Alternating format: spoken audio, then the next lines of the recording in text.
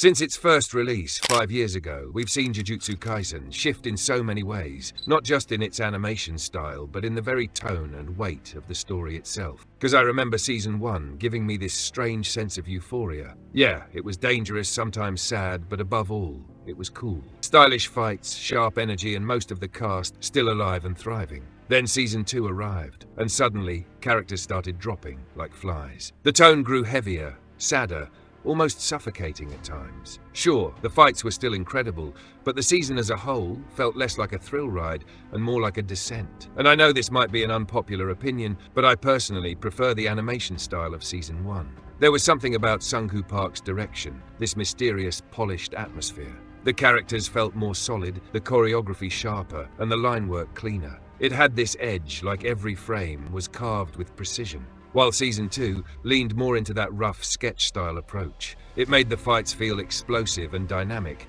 but the looseness made the world feel unstable, like it was already starting to collapse around the characters. But then again, perhaps that was the intention. Maybe it was meant to mirror the tragedy we were watching unfold. But to me, it made me miss that crisp confidence of Season 1. And after watching the trailer, I could already tell that Season 3 is shaping up to be an absolute tragedy. But honestly, no one in this series has suffered more than Yuji. I doubt we'll see him smile much this season.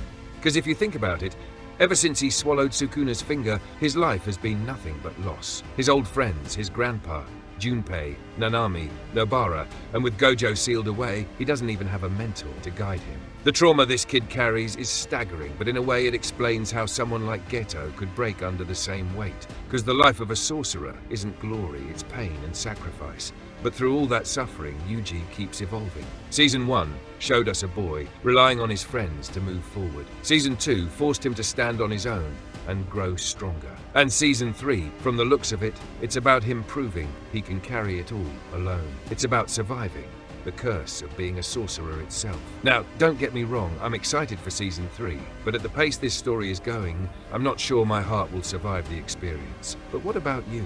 How do you feel about the direction Jujutsu Kaisen is heading? Drop your thoughts in the comments, and don't forget to like and subscribe. And as always, I'll see you next time.